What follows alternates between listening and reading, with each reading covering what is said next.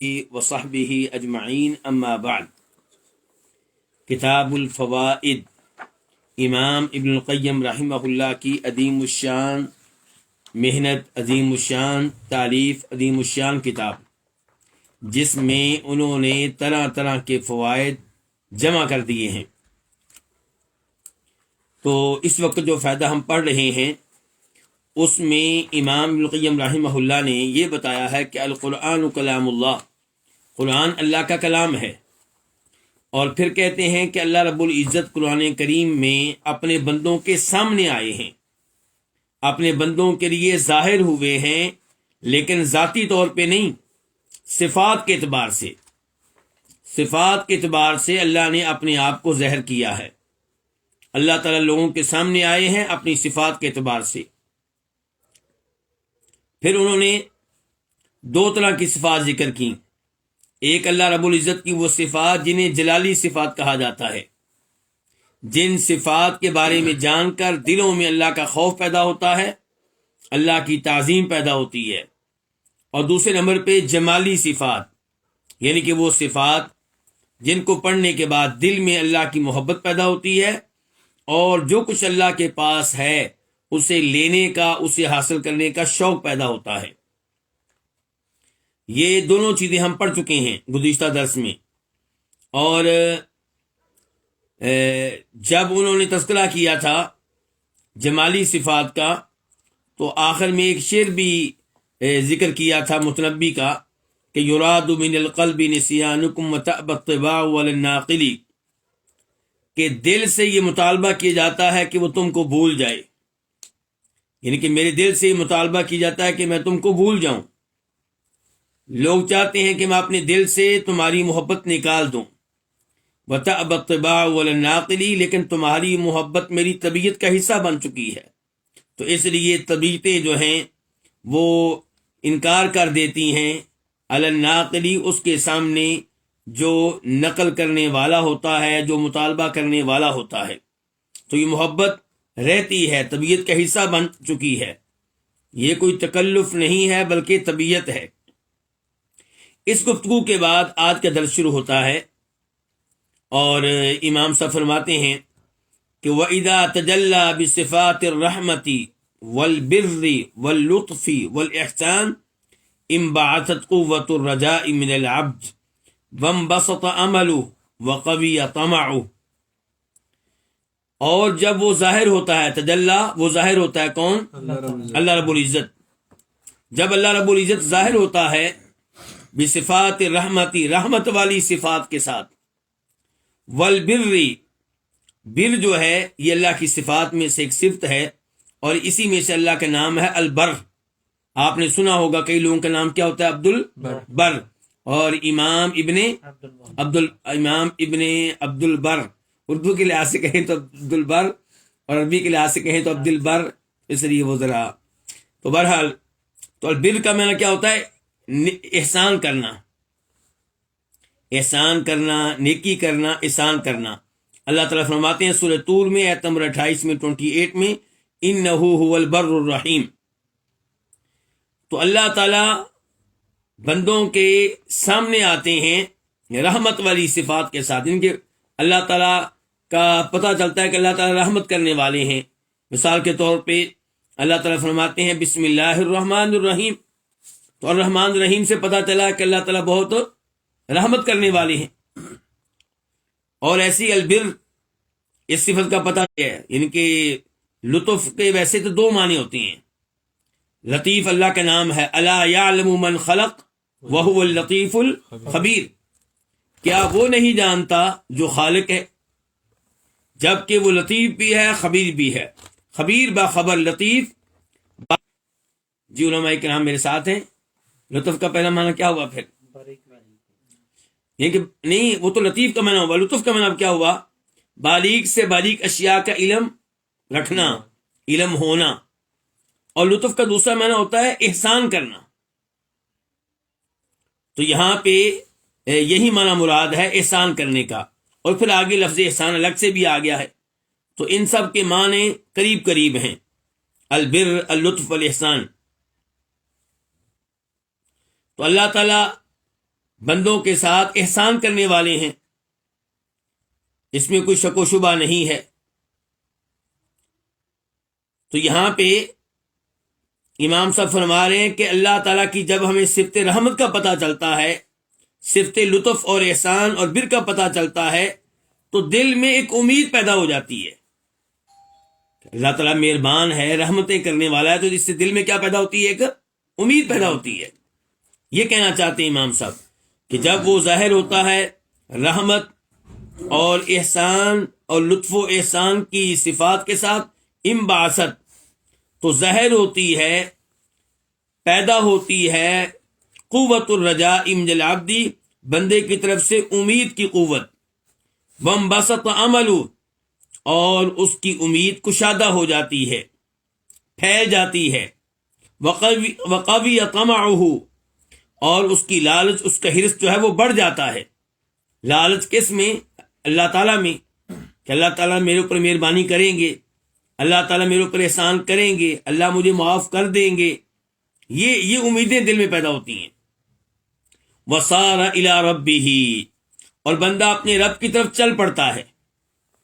وَحَادِ الرَّجَاءِ يَحْدُو رِكَابَ سَيْرِهِ، بندہ اپنے رب کی طرف چل پڑتا ہے اس حال میں کہ امید کا ہدی خان، امید کا ہدی خان، ہدی خان کسے کہتے ہیں؟ ہادی کسے کہتے ہیں؟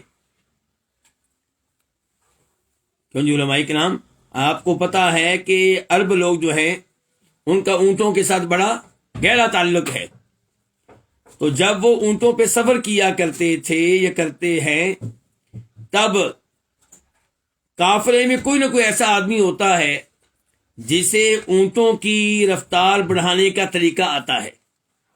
کیسے؟ ڈنڈے مار کے نہیں، اچھے ایسے ترانے گا کر، ایسے شعر پڑھ کر، جن کی وجہ سے اونٹوں کی رفتار تیز ہو جاتی ہے۔ اس آدمی کو کیا کہیں گے؟ ہدی خان۔ تو امام صاحب یہاں پہ کہتے ہیں وَسَارَ إِلَىٰ رَبِّهِ، کہ یہ آدمی جس نے اللہ کی صفات رحمت کا سنا ہے، اللہ تعالیٰ کی صفت احسان کا سنا ہے، اللہ تعالیٰ کی صفت لطف کے بارے میں سنا ہے، اور اس میں بڑی امیدیں پیدا ہو گئی ہیں، اپنے رب کی طرف چل پڑا ہے اس حال میں کہ امید کا ہدی خان یحدو رکاب سیرہ، وہ اس کے قافلے کی سواریوں کو تیز کر دیتا ہے، اس کے قافلے کی سواریوں کو کیا کر دیتا ہے؟ تیز کر دیتا ہے۔ یحدو رکاب کا ویسے معنی کیا ہوتا ہے؟ سفر کی اونٹنیاں، سفر کے اونٹ، رکاب راحلتن کی جمع ہے۔ وَكُلَّمَا قَوِيَ الرَّجَاء، اور جب بھی امید بڑھتی ہے، امید مضبوط ہوتی ہے، تو جد فی العمل، تو عمل کرنے میں سنجیدہ ہو جاتا ہے، عمل کرنے میں لگ جاتا ہے، عمل کرنے میں محنت کرتا ہے۔ یہ ہوتی ہے حقیقی امید۔ حقیقی امید انسان کو عمل پہ ابھارتی ہے، اور جھوٹی امید وہ کہتی ہے جی اللہ بڑا غفور رحیم ہے، کوئی نمازیں پڑھنے کی ضرورت نہیں ہے، جی بھر کے اپنے من کے مطابق زندگی گزارو، کوئی پابندی نہیں ہے، شراب پینی ہے شراب پیو، غیر لڑکیوں سے دوستیاں لگاؤ، کوئی پابندی نہیں، سود لو، سود سے مکان بناؤ، گاڑیاں لو، کیوں؟ اللہ غفور رحیم ہے جی۔ یہ کون سی امید ہے؟ جھوٹی امید۔ اور سچی امید یہ ہے وَكُلَّمَا قَوِيَ الرَّجَاء، جب بھی امید مضبوط ہوگی، جد فی العمل، تو یہ انسان جو ہے عمل کرنے میں محنت کرے گا، کوشش کرے گا، سنجیدہ ہو جائے گا۔ کما ان البادر کلما قوی طمعه فی المغل غلق ارضه بالبدر واذا ضعف رجاه قصر فی البدر، جیسے البادر، بادر کس کو کہتے ہیں؟ اس کسان کو جو اپنی کھیتی میں بیج ڈالتا ہے، البادر بیج ڈالنے والا۔ جیسے جب بیج ڈالنے والا کلما قوی طمعہ، جب اس کی طمع، اس کی لالچ مضبوط ہوگی، کس میں؟ مغل میں، میم میم ایک منٹ یہ میں نے نوٹ کیا ہے، غین کے اوپر آپ کیا پڑھیں گے؟ یہاں ضمہ پڑھیں گے، یہاں پہ ضمہ پڑھیں گے۔ تو غلہ اگانے والا کھیت مراد ہے یہاں پہ، اس سے کیا مراد ہے؟ غلہ اگانے والا کھیت۔ تو کہتے ہیں کہ جب بیج ڈالنے والا، اس کی لالچ، اس کا طمع غلہ اگانے والے کھیت میں مضبوط ہوگا، غلق ارضہ بالبدری، وہ اپنی زمین کو بیج ڈالنے کے ساتھ بند کر دے گا، اچھی طرح ان کے بھر دے گا۔ یعنی کہ جس کو پتا ہے کہ میری زمین بڑی زرخیز ہے، یہ فصل اچھا اگاتی ہے، تو وہ بیج ڈالنے کے معاملے میں کیا کرے گا؟ کنجوسی نہیں کرے گا، اچھی طرح بیج ڈالے گا، اس میں محنت کرے گا اور پوری زمین کو بیج سے بھر دے گا، کیونکہ امید جو ہے اس کی کیا ہے؟ قوی ہے، مضبوط ہے۔ اور جس کو پتہ ہے کہ اس کی زمین کبھی اگاتی ہے، کبھی نہیں اگاتی، فصل اگائے بھی تو تھوڑا سا اگاتی ہے، تو وہ کیا کرے گا؟ وَإِذَا ضَعُفَ رَجَاؤُهُ، اور جب اس کی امید کمزور ہوگی، قَصَّرَ فِي الْبَذْرِ، تو بیج ڈالنے میں کیا کرے گا؟ کمی کوتاہی کرے گا۔ تو یہ ہے حقیقی امید، اور اسی کے بارے میں اللہ تعالیٰ فرماتے ہیں سورہ بقرہ میں آیت نمبر 218 میں 218، ان الذین آمنوا والذین ہاجروا وجاہدوا فی سبیل اللہ اولئک یرجون رحمت اللہ، کہ بے شک وہ لوگ جو ایمان لائے اور جنہوں نے ہجرت بھی کی، صرف ایمان نہیں لائے، ایمان لانے کے بعد عمل کیا، کیا بہت بڑی قربانی دی، کیا کیا جی؟ ہجرت کی ہے، اپنا وطن چھوڑ دیا ہے، اللہ کی راہ میں رشتہ دار چھوڑ دیے ہیں، وجاہدوا فی سبیل اللہ، اور پھر اللہ کی راہ میں جہاد بھی کیا۔ اللہ تعالیٰ نے فرمایا اولئک یرجون رحمت اللہ، یہ ہیں جو اللہ کی رحمت پہ حقیقی امید رکھتے ہیں، یہ ہے سچی امید، عمل کیا ہے، محنت کی ہے، پھر اللہ کی رحمت پہ امید ہے۔ تو اللہ کی صفات رحمت اور صفات احسان سن کے اللہ پہ امید لگائیے۔ آپ کو حق پہنچتا ہے کہ آپ امید لگائیں، لیکن حقیقی امید ہونی چاہیے، جس کے ساتھ کیا ہو؟ محنت ہو، کوشش ہو، اور آخری بھروسہ اللہ کی رحمت پہ ہو۔ لیکن آپ عمل نہ کریں، نمازیں نہ پڑھیں، روزے نہ رکھیں، حج نہ کریں، کبیرہ گناہوں کا جی بھر کر ارتکاب کریں، اور پھر کہیں جی مجھے اللہ کی رحمت پہ امید ہے، تو یہ جھوٹی امید ہے۔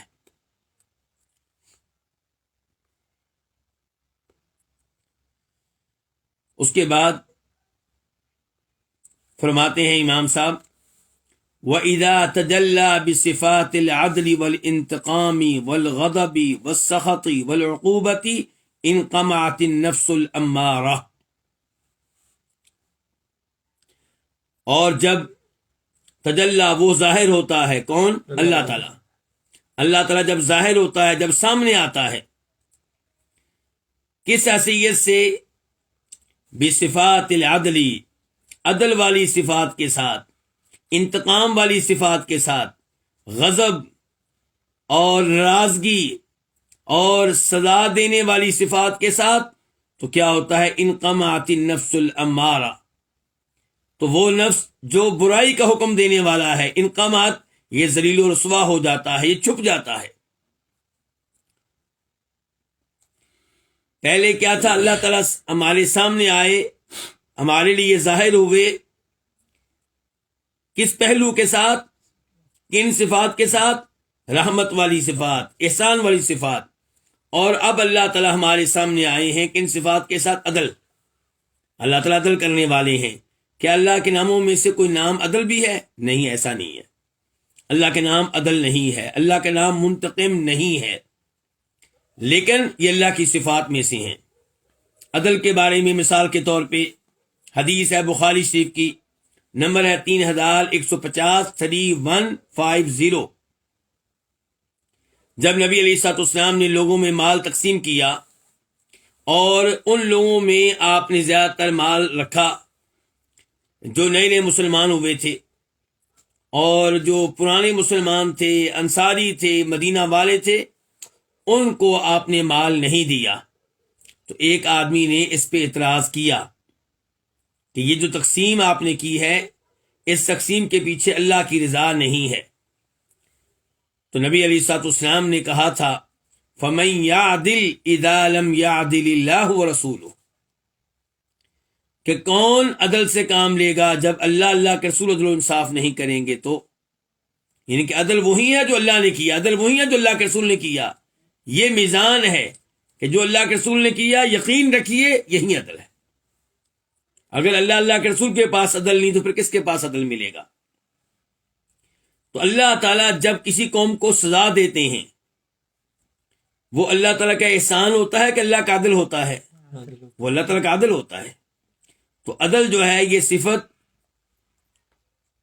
جو ہے یہ مہنگی پڑے گی ہمیں، اس لیے ہم اللہ سے سوال کرتے ہیں اللہ کی رحمت کا۔ ہم نہیں چاہتے کہ اللہ ہمارے ساتھ عدل کرے، ہم چاہتے اللہ ہمارے اوپر فضل فرما دے، ہمارے ساتھ احسان کرے، ہمارے ساتھ رحمت کا معاملہ فرمائے۔ اگر اللہ نے عدل کیا تو پھر ہم بچ نہیں سکیں گے۔ تو جب اللہ تعالیٰ عدل کی صفات کے ساتھ ظاہر ہوتے ہیں، مثال کے طور پہ ان بطش ربک لشدید، تیرے رب کی پکڑ بڑی سخت ہے، اس کے پیچھے کیا نظر آ رہا ہے؟ اللہ کا عدل، اللہ کا انتقام، اللہ کا غضب، اللہ کا غصہ، اللہ کی ناراضگی۔ ایسے ہی اللہ تعالیٰ نے بہت سی اقوام کا تذکرہ کیا جن پہ اللہ نے عذاب بھیجا، جن کو اللہ نے تباہ و برباد کیا سورہ ہود میں، اور آخر میں کیا کہا؟ وَكَذَلِكَ أَخْذُ رَبِّكَ إِذَا أَخَذَ الْقُرَىٰ وَهِيَ ظَالِمَةٌ إِنَّ أَخْذَهُ أَلِيمٌ شَدِيدٌ، کہ تیرا رب ایسے ہی پکڑتا ہے جب پکڑنے پہ آتا ہے ان بستیوں کو، ان شہروں کو، ان اقوام کو جو ظلم کرنے والے ہوں، جو ظالم ہوں۔ ان اخذہ علیم شدید، یقیناً اس کی پکڑ بڑی دردناک ہے۔ پھر جو کچھ اللہ تعالی نے کیا لوط علیہ السلام کی قوم کے ساتھ، جو کچھ اللہ تعالی نے کیا فرعون کے ساتھ، فرعون جب غرق ہو رہا حتی اذا ادرکہ الغرق قال آمنت انہ لا الہ الا الذی آمنت بہ بنو اسرائیل، میں ایمان لایا اس رب پہ جس پہ بنی اسرائیل ایمان لا چکے ہیں، وانا من المسلمین، میں آج سے مسلمانوں میں سے ہوں۔ اللہ نے کیا کیا؟ عدل کیا، اللہ نے ناراضگی کا اظہار کیا، فرمایا الآن وقد عصیت قبل وکنت من المفسدین، اب توبہ کرتے ہو، اب ایمان قبول کرتے ہو، اب مسلمان ہونے کا اعلان کرتے ہو، پوری زندگی تو نے زمین میں فساد مچائے رکھا۔ تو یہ ہے اللہ کی صفات عدل، اللہ کا انتقام۔ اچھا، انتقام اللہ کی صفات میں سے ہے، مطلق طور پہ یہ نہیں کہنا کہ اللہ کی صفات میں سے انتقام ہے، کیا کہنا ہے؟ الانتقام من المجرمین، مجرموں سے انتقام لینا یہ اللہ کی صفت ہے۔ یہ نہیں کہنا کہ انتقام لینا اللہ کی صفت ہے، کیا کہنا ہے؟ مجرموں سے انتقام لینا یہ اللہ کی صفت ہے۔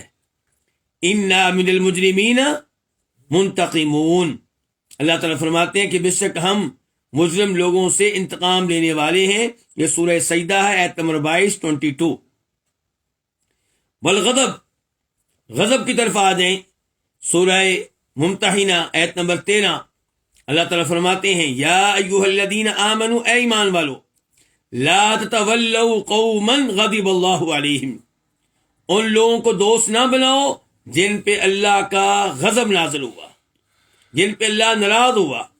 مراد یہاں پہ کون ہے؟ یہودی وغیرہ۔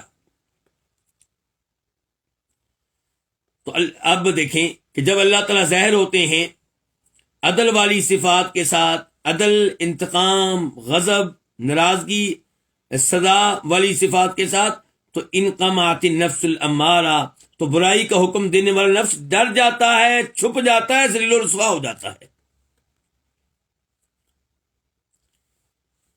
پہلی صفات کے بعد کیا ہوا تھا؟ امیدیں لگ گئی تھیں۔ رحمت والی صفات کے بعد کیا ہوا تھا؟ امیدیں لگ گئی تھیں۔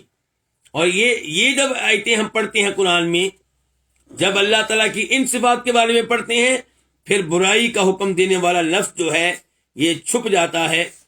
وَبَطَلَتْ أَوْ ضَعُفَتْ قُوَاهَا، اور ختم ہو جاتی ہیں یا کمزور پڑ جاتی ہیں، قواہا، اس کی قوتیں، اس کی طاقتیں۔ کس کی طاقتیں؟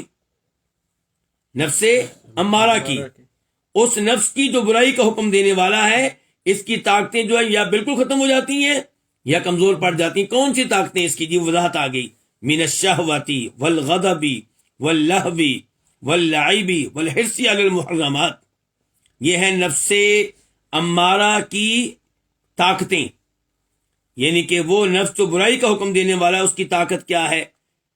من الشہوہ، کیا اپنی خواہش پہ عمل کرنا، ان چیزوں کو پسند کرنا جو نفس کو دل کو بھا جائیں، والغضب، غصے میں آنا، واللہو واللعب، کھیل تماشا، یعنی کہ یہ نفس جو برائی کا حکم دینے والا ہے یہ کیا چاہتا ہے کہ سارا دن میرا گزرے کھیل تماشے میں، اور اس کی قوت کیا ہے؟ والحرص علی المحرمات، جن چیزوں کو اللہ نے حرام قرار دیا ہے ان اشیاء کا شوق رکھنا، ان کی خواہش رکھنا، ان کی لالچ رکھنا، ان کی حرص رکھنا۔ دل چاہتا ہے کیا جی؟ شراب پیوں، دل چاہتا ہے کیا جی؟ لڑکیوں کے ساتھ دوستیاں ہوں، فون پہ باتیں ہوتی رہیں، دل چاہتا ہے کیا جی؟ کہ لوگوں کو میں قرضہ دوں اور اس کے اوپر مجھے سود ملتا رہے، کوئی محنت نہ کرنی پڑے، دل چاہتا ہے اپنے دشمنوں کو اڑا کے رکھ دوں، قتل کر کے رکھ دوں۔ تو یہ ہے وہ نفس جو برائی کا حکم دینے والا، اس کی قوتیں۔ تو امام صاحب فرماتے ہیں اللہ تعالیٰ جب آپ قرآن پڑھیں گے، فائدہ قرآن پڑھنے کا، جب آپ قرآن پڑھیں گے تو جب اللہ کی یہ صفات آپ کے سامنے آئیں گی، عدل، انتقام، غضب، سخط اور عقوبہ، تو کیا ہوگا؟ آپ کا وہ نفس جو برائی کا حکم دینے والا ہے وہ چھپ جائے گا، اور اس کی قوتیں ختم ہو جائیں گی یا کمزور پڑ جائیں گی۔ شہوت والی طاقت، غصے والی طاقت، اور کھیل تماشے والی اور حرام چیزوں کا حرص رکھنے کی طاقت۔ وانقبضت اعنت رعوناتها، اعنہ عنان کی جمع لگام کو کہتے ہیں، اور رعوناتها کس کو کہتے ہیں؟ طیش میں آنا، بیوقوف ہونا۔ وانقبضت، اور سکڑ جاتی ہیں، آئینہ لگامیں، کس کی؟ رعوناتها، نفس کے طیش کی اور نفس کے بیوقوف بن جانے کی لگامیں۔ فأحضرت المطیۃ حظها من الخوف والخشیۃ والحذر، پھر رکھ دیا جاتا ہے، احضرت رکھ دیا جاتا ہے، ڈال دیا جاتا ہے، المطیہ سواری میں، مراد اس سے کیا ہے؟ انسان، مراد اس سے کیا ہے؟ انسان کا نفس، مراد اس سے کیا ہے؟ انسان کا دل۔ تو پھر انسان میں، نفس میں ڈال دی جاتا ہے، رکھ دیا جاتا ہے کیا؟ حظھا، اس کا حصہ، کس میں سے؟ خوف میں سے، خشیت میں سے، والحذر، اور ڈرنے میں سے۔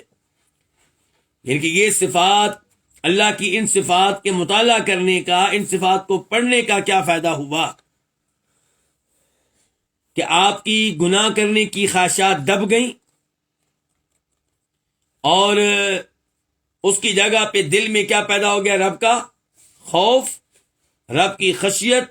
خوف اور خشیت میں کیا فرق ہوتا ہے؟ خوف کا مطلب ڈرنا، اور خشیت وہ ڈر جس کے پیچھے کیا ہو؟ علم، جس کے پیچھے علم ہو۔ علم کس چیز کا؟ اس کا جس سے آپ ڈر رہے ہیں، اور وہ ہے اللہ رب العزت۔ وَإِذَا تَجَلَّى بِصِفَاتِ الْأَمْرِ وَالنَّهْيِ وَالْعَهْدِ وَالْوَصِيَّةِ وَإِرْسَالِ الرُّسُلِ وَإِنزَالِ الْكُتُبِ وَشَرْعِ الشَّرَائِعِ انبعثت منها قوة الامتثال والتنفيذ لأوامر والتبليغ لها والتواصي بها وذكرها وتذكرها والتصديق بالخبر والامتثال للطلب والاجتناب للنهي۔ کہتے ہیں کہ جب اللہ تعالیٰ سامنے آتے ہیں، کس کے سامنے آتے ہیں؟ انسانوں کے، لوگوں کے۔ جب اللہ تعالیٰ سامنے آتے ہیں، کس طرح سامنے آتے ہیں؟ بصفات الامری، حکم دینے، روکنے، اور عہد لینے، اور وصیت کرنے، اور رسولوں کو بھیجنے، اور کتابوں کو اتارنے، اور شریعتیں مقرر کرنے کی صفات کے ساتھ تو انبعثت منہا، تو اس سے ظاہر ہوتی ہے کیا ان اوامر کی تعمیل کرنے کی اور ان کو نافذ کرنے کی قوت۔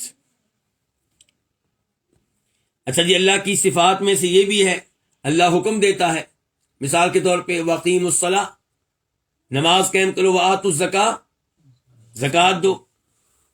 تو اللہ تعالیٰ کی ایک صفت یہ ہے کہ اللہ کئی چیزوں کا حکم دیتا ہے، کئی چیزوں کو واجب قرار دیتا ہے، اور اللہ کی صفت یہ ہے کہ وَالنَّہْیَ، اللہ کئی چیزوں سے منع کرتا ہے، روکتا ہے۔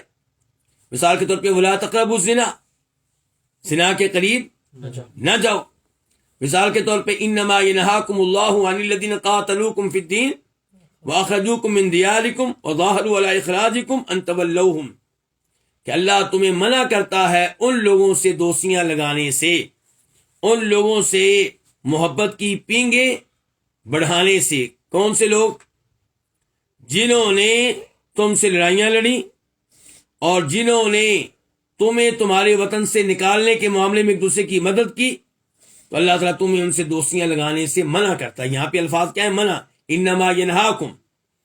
تو اللہ تعالیٰ کی صفت ہے حکم دینا، اللہ کی صفت ہے کئی چیزوں سے منع کر دینا، والعہد، اور اللہ کی یہ بھی صفت ہے کہ اللہ اپنے بندوں سے عہد لیتا ہے۔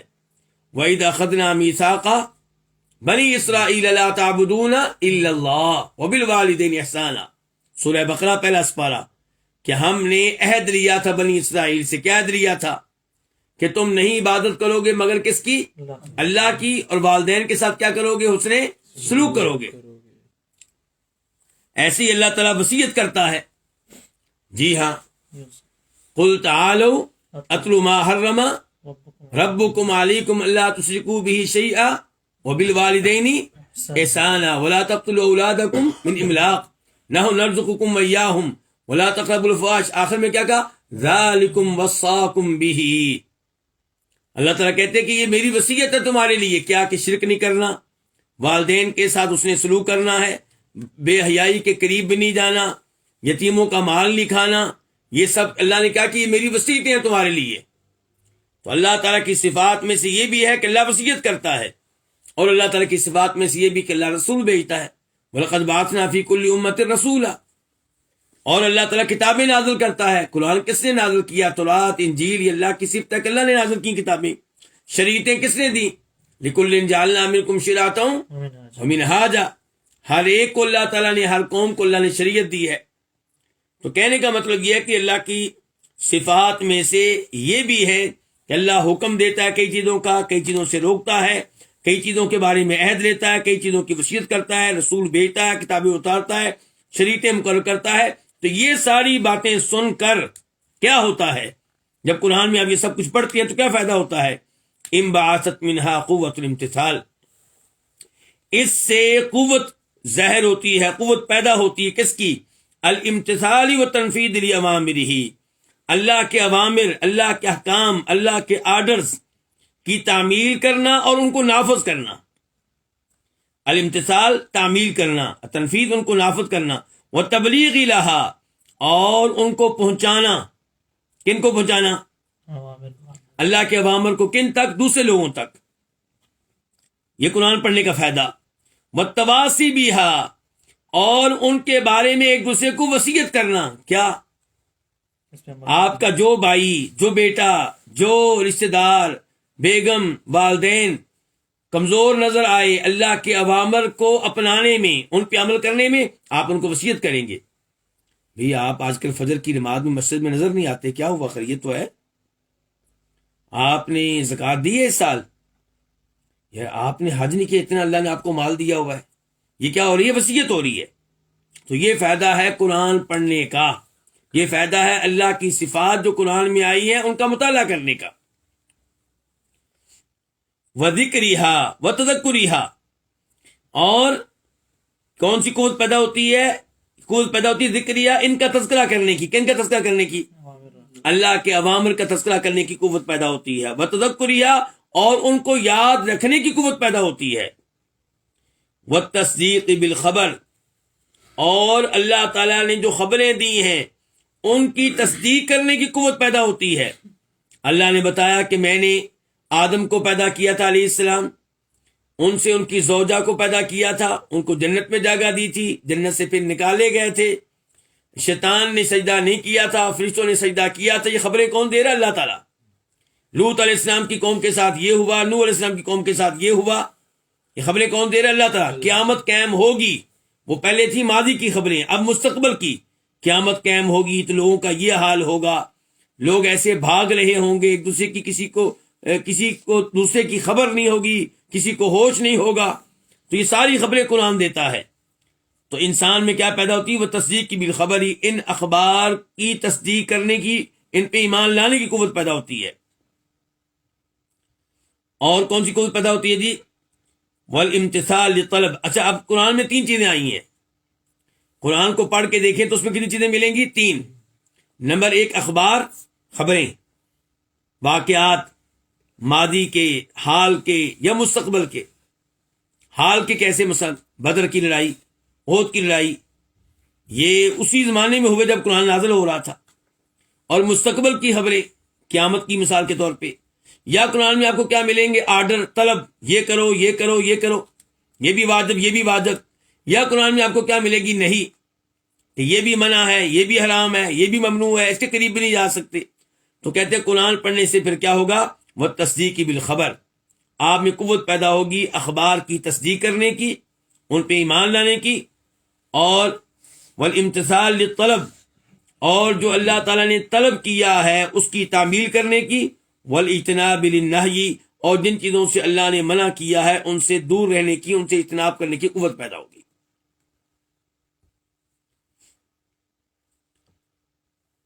یہ ہم کیا پڑھ رہے ہیں جی؟ قرآن پڑھنے کے فوائد، اور قرآن میں اللہ کا کلام پڑھنے کے فوائد، قرآن میں اللہ کی صفات پڑھنے کے فوائد۔ یہ قرآن ہے کیا ہے؟ قرآن اللہ کا کلام ہے، اللہ کی صفات ہیں۔ یا اللہ تعالیٰ اپنی رحمت کا تذکرہ کر رہا ہوگا، اپنے احسان کا تذکرہ کر رہا ہوگا، یا اللہ تعالیٰ اپنے عدل، انتقام، غضب کا تذکرہ کر رہا ہوگا، یا اللہ تعالیٰ بتا رہا ہوگا کہ میرا یہ حکم ہے، میں اس سے روکتا ہوں، یہ میرا عہد ہے، یہ میری وصیت ہے۔ تو یہی چیزیں آپ کو قرآن میں ملیں گی۔ تو اس سے فائدہ پھر کیا ہوگا؟ یہ بتا رہے ہیں امام ابن القیم رحمہ اللہ، گویا کہ امام صاحب مجھ سے اور آپ سے مطالبہ کر رہے ہیں کہ قرآن پڑھو، مزید پڑھو، دھیان سے پڑھو، سمجھ کر پڑھو۔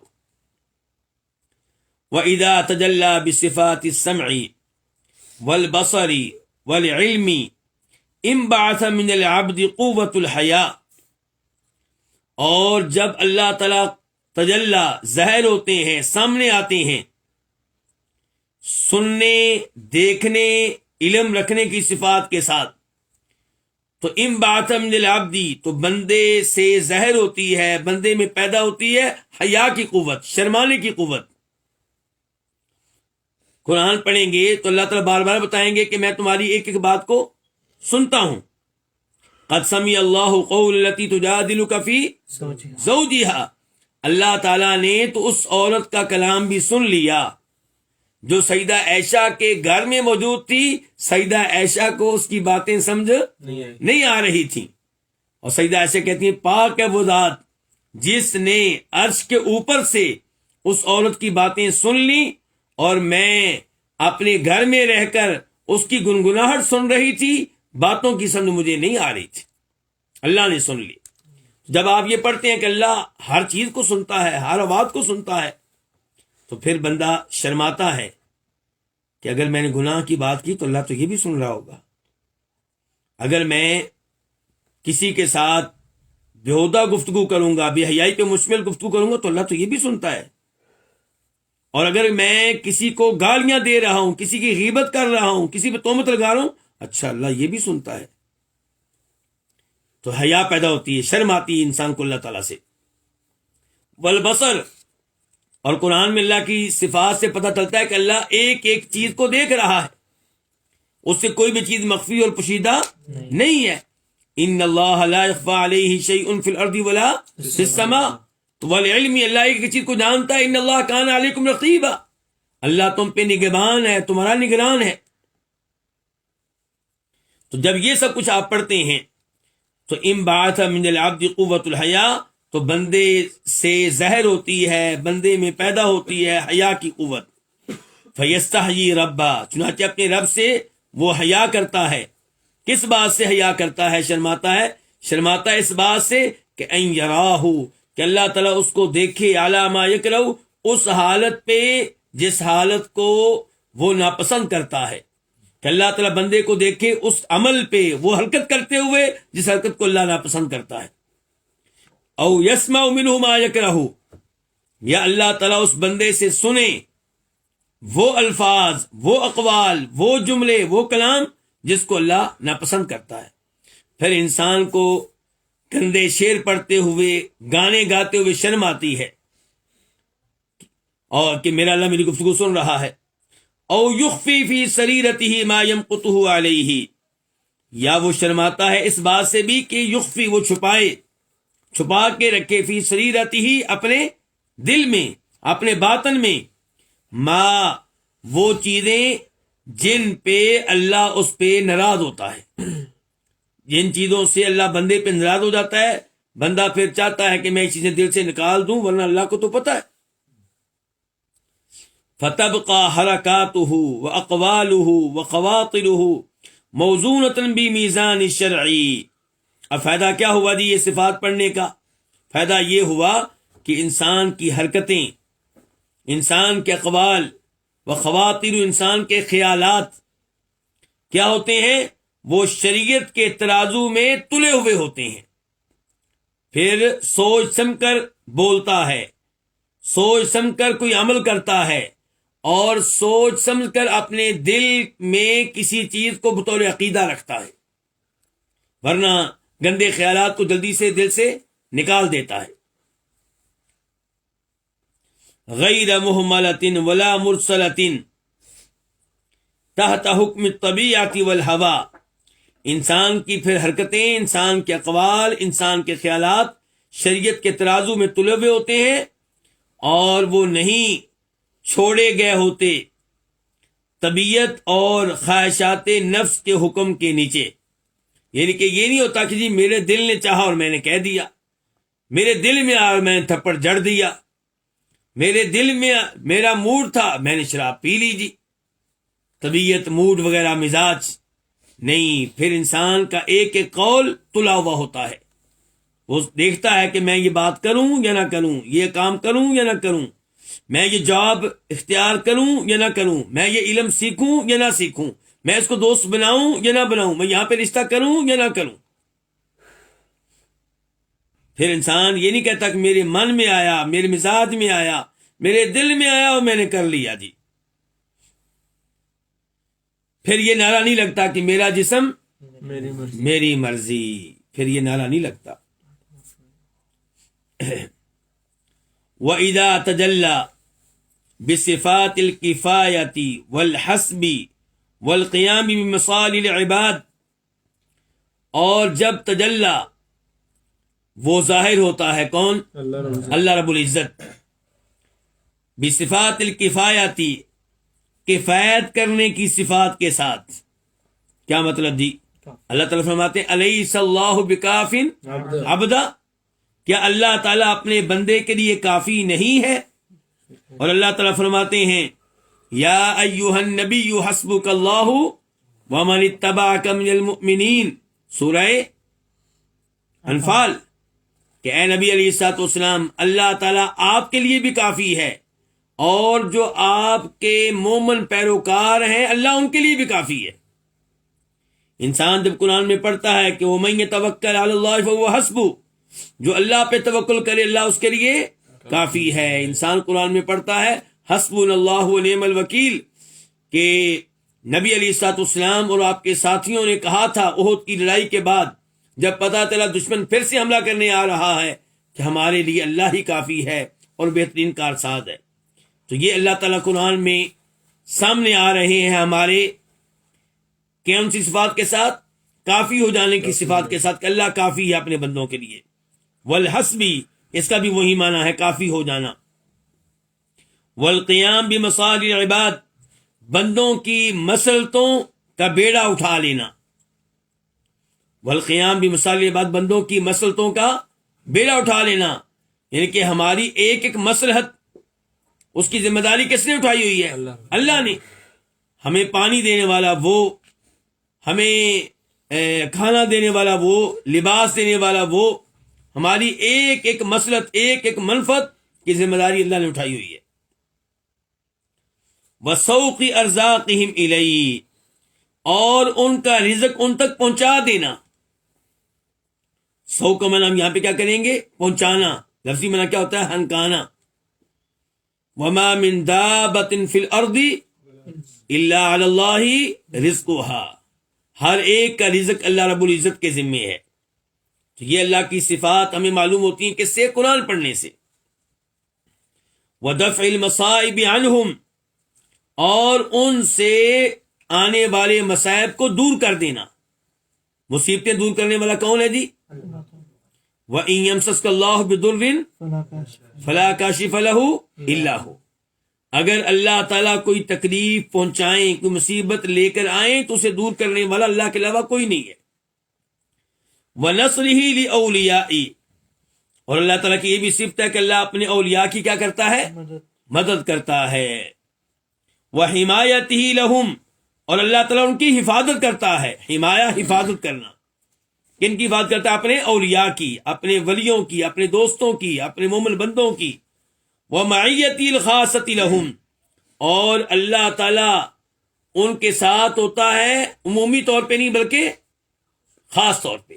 کن کے ساتھ ہوتا ہے؟ اپنے اولیاء کے ساتھ۔ ان اللہ مع الذین اتقوا والذین هم محسنون، بے شک اللہ تعالیٰ ان لوگوں کے ساتھ ہوتا ہے جو اللہ سے ڈریں، تقوی اختیار کریں، اور جو احسان کرنے والے ہوں، نیکوکار ہوں۔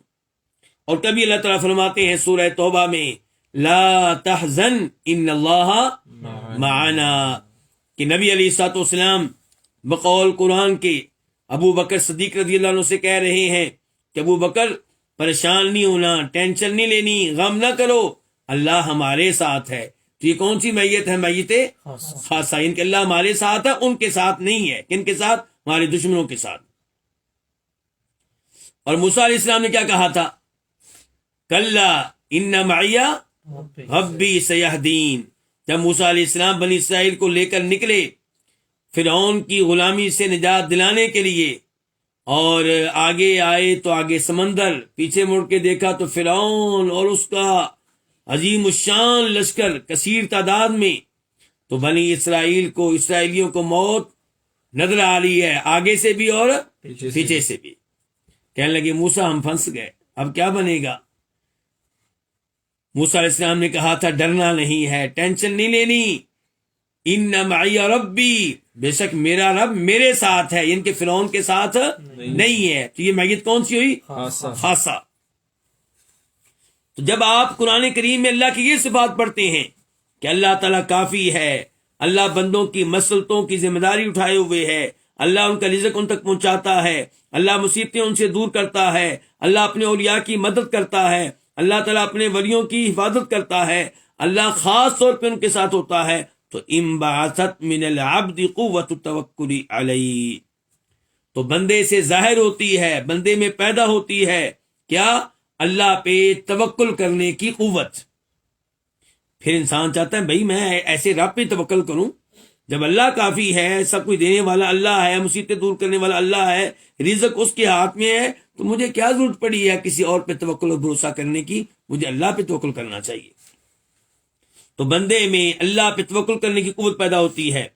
والتفویض الیہ، اور ہر معاملے کو اللہ کے سپرد کرنے کی قوت پیدا ہوتی ہے۔ وفوض امری الی اللہ والرضا بہ، اور اللہ پہ راضی رہنے کی قوت پیدا ہوتی ہے۔ کس معاملے میں؟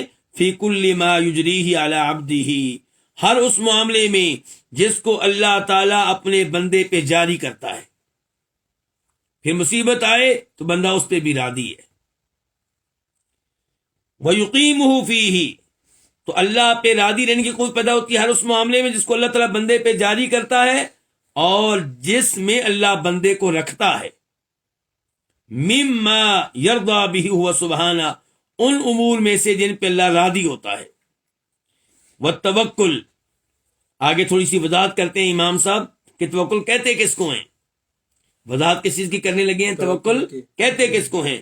کہتے ہیں والتوکل معنی یلتئم اور توکل ایک ایسی چیز ہے یلتئم جو بنتی ہے. کن کن چیزوں سے بنتی ہے یہ بتانے لگی ہیں. توکل کن کن چیزوں کا نام ہے، یعنی کہ کہتے ہیں توکل میں بہت سی چیزیں داخل ہیں، ان سب چیزوں کا ایک بڑا نام کیا ہے؟ توکل. تو کہتے ہیں توکل جو ہے یہ بنتا ہے، یہ قائم ہوتا ہے کن چیزوں سے؟ نمبر 1 من علم العبد بکفایت اللہ وحسن اختیارہ لعبدی، بندے کا جان لینا اس بات کو کہ اللہ تعالیٰ اس کے لیے کافی ہے، اور اللہ تعالیٰ جو کچھ اس کے لیے اختیار کرتا ہے وہ بندے کے لیے کیا ہے؟ اچھا ہے. توکل کا پہلا معنی کہ بندہ یہ جانے، بندے کا یہ عقیدہ ہو کہ اللہ تعالیٰ ہی کافی ہے ہر معاملے میں، اور بندے کا یہ عقیدہ ہو کہ اللہ جو کچھ میرے ساتھ کرتا ہے اسی میں میرے لیے کیا ہے؟ خیر ہے. وثقتہ بھی، یہ ہے توکل کے معنی میں دوسری چیز کہ بندہ اللہ پہ اعتماد کرے، بھروسہ رکھے. نمبر 3 وَرِضَاهُ بِمَا يَفْعَلُ بِهِ وَيَخْتَارُهُ لَهُ، اور بندہ اللہ پہ راضی رہے، اللہ پہ راضی رہے ان امور میں جو امور اللہ تعالیٰ بندے کے ساتھ کرتا ہے اور جن امور کو اللہ تعالیٰ بندے کے لیے اختیار کرتا ہے. تو یہ ہے توکل. تو جو کہتا ہے کہ میں اللہ پہ توکل کرنے والا ہوں، اس میں پھر یہ تینوں چیزیں ہونی چاہیے. اگر آپ واقعی توکل کرنے والے ہیں تو آپ کا عقیدہ ہونا چاہیے کہ ہر معاملے میں اللہ ہی میرے لیے کافی ہے، اور جو کچھ اللہ نے میرے لیے کیا ہے اسی میں میرے لیے خیر ہے، اور اللہ پہ پھر کیا ہو؟ اعتماد ہو، اور بندہ اللہ پہ راضی ہو، یعنی کہ دل ہی دل میں اللہ پہ شکوے کرتا ہو، ایسا نہیں ہونا چاہیے. اور وَإِذَا تَجَلَّى بِصِفَاتِ الْعِزِّ وَالْكِبْرِيَاءِ آتت نفسه المطمئنة ما وصلت إليه من الذل لعظمتي والانكسار لعزتي والخضوع لكبريائي وخشوع القلب والجوارح له. اور جب اللہ تعالیٰ ظاہر ہوتا ہے، سامنے آتا ہے، کون سی صفات کے ساتھ؟ عز کی صفات کے ساتھ. اللہ تعالیٰ عزیز ہے، ہر چیز پہ غالب ہے. اللہ تعالیٰ عزیز ہے، قوت والا ہے. اللہ تعالیٰ عزیز ہے، عزت والا ہے. یہ سارے معنی کس کے ہیں؟ عزیز کے. عزیز کا ایک معنی یہ ہے کہ اللہ تعالیٰ غالب ہے، دوسرا معنی یہ ہے کہ اللہ تعالیٰ قوت والا ہے، اور تیسرا وہ عزت جس کو ہم اردو میں عزت کہتے ہیں. جب اللہ تعالیٰ سامنے آتا ہے عزت والی صفات کے ساتھ، والکبریائی، اور کبریائی والی صفات کے ساتھ، بڑائی والی صفات کے ساتھ. اللہ اکبر، قرآن میں ہم کیا پڑھتے ہیں؟ وَهُوَ الْعَلِيُّ الْكَبِيرُ، قرآن میں بار بار آتا ہے اللہ تعالیٰ کبیر ہے. تو یہ صفات جب ہم پڑھتے ہیں تو آتت نفسہ المطمئنہ، تو پھر کیا ہوتا ہے؟ انسان کا نفس مطمئن، یا ایتھا النفس المطمئنہ، انسان کا وہ نفس جس کو نفس مطمئنہ کہتے ہیں، وہ کیا کرتا ہے؟ وہ قبول کرتا ہے. آتت کا معنی آپ کر لیں قبول کرنا یا صرف کرنا.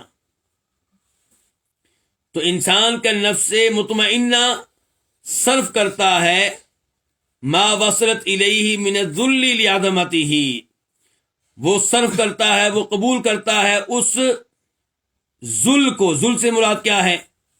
اس ذلت کو جس تک وہ پہنچا ہوتا ہے.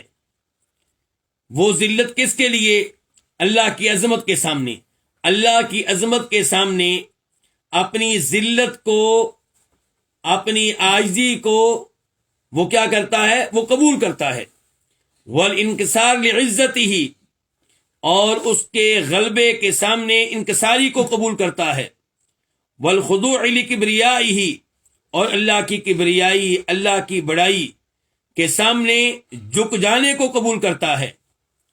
وخشوع القلب والجوارح لہ، اور دل کے اور اعضاء کے اللہ کے سامنے دب جانے کو قبول کرتا ہے.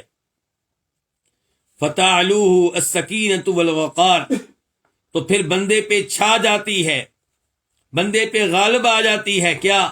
سکینت اور وقار.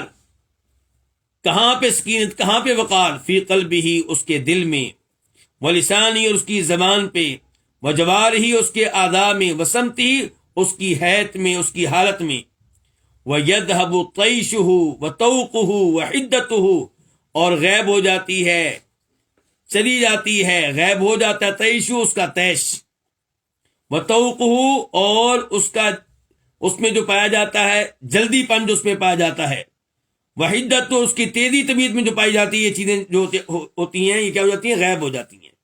تو انسان کی طبیعت میں جو تیزی پائی جاتی ہے، جو جلدی پائی جاتی ہے، جو تیش پایا جاتا ہے، یہ سب کچھ جو ہے یہ غائب ہو جاتا ہے۔